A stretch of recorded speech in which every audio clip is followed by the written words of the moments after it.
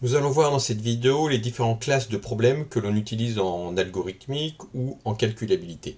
C'est-à-dire les problèmes de décision, les problèmes de recherche et d'optimisation. Pour définir les problèmes de décision et de relation, on a besoin d'un ensemble D qui seront les données d'entrée du problème, de définir un ensemble S qui sont les solutions, c'est ce qu'on va rechercher, et d'une relation R entre S et D qui va lier les solutions et les données, c'est-à-dire savoir si une solution est une solution d'une donnée D. Et F, une application de S dans Q qui ne sera utilisée là que pour les problèmes d'optimisation. Instantion un petit peu ces notions sur un exemple pour illustrer les définitions. Pour grand D, je peux prendre par exemple tous les graphes non orientés dont les sommets sont des entiers, des graphes finis. Pour S, je prends des suites finies d'entiers, qu'on peut donc voir comme des suites potentiellement de sommets de D, si les entiers correspondent bien. Et je vais dire que une suite d'entiers est en relation avec un graphe non orienté petit d, une suite x, si x code une suite de sommets qui forment un chemin de d et qui passe par tous les sommets de d. Et f, ce sera la longueur de la suite. Alors, à partir de s, d et r, je peux définir tout naturellement un problème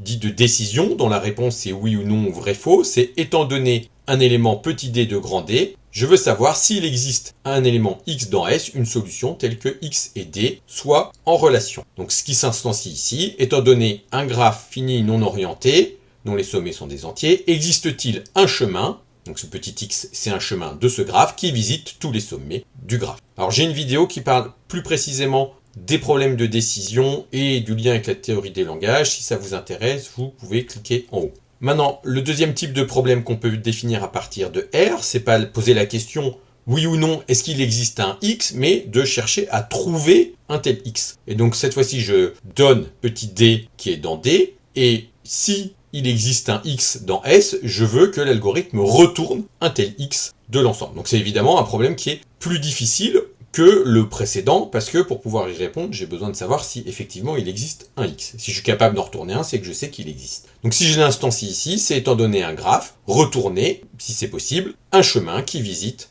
tous les sommets. Et maintenant, un problème d'optimisation, que je présente ici comme un problème de minimisation, mais on peut faire des problèmes de façon duale de maximisation. Étant donné un élément petit d de grand D, je retourne une solution x, c'est-à-dire un élément x tel que xd soit en relation avec R. Donc il faut que j'en trouve un, mais je ne veux pas trouver n'importe lequel, je veux en trouver un qui minimise la fonction f. C'est-à-dire que f de x est plus petit que tous les f de y, si y est aussi une solution pour petit d. Donc si je l'instancie dans mon problème ici, c'est étant donné un graphe, je veux trouver un chemin qui visite tous les sommets, ça c'est le problème de recherche, et qui soit plus petit, moins long, plus petit en termes de longueur, que tous les autres chemins qui visitent tous les sommets.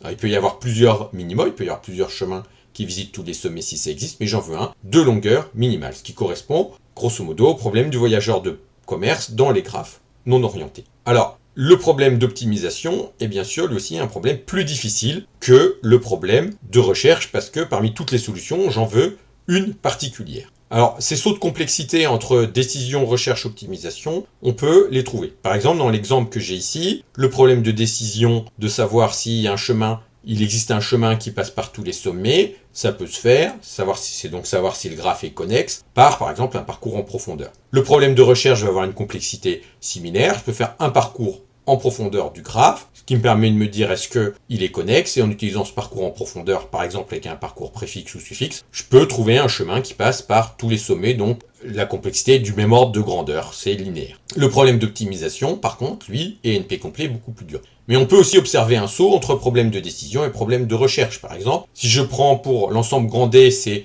tous les automates finis, l'ensemble grand S, c'est tous les automates finis déterministes, et la relation R, c'est est-ce que l'automate petit x reconnaît le même langage que l'automate petit d. C'est-à-dire xd appartient à R si il y a cette relation est vérifiée. Et c'est donc le problème de déterminisation, savoir est-ce que j'ai un automate déterministe qui reconnaît le même langage, c'est oui. C'est-à-dire que le problème de décision, ça se fait en haut de 1, je réponds toujours oui, c'est vrai pour tous les automates. Il y a toujours un automate déterminé. Par contre, le problème de recherche, c'est qu'il faut que je trouve un tel automate, et ça peut être exponentiel pour le trouver. On vient de voir ici, à partir de D, S et R, deux types de problèmes, le problème de décision et le problème de recherche. Et si je rajoute une fonction qui mesure quelque chose sur les solutions, un problème de minimisation.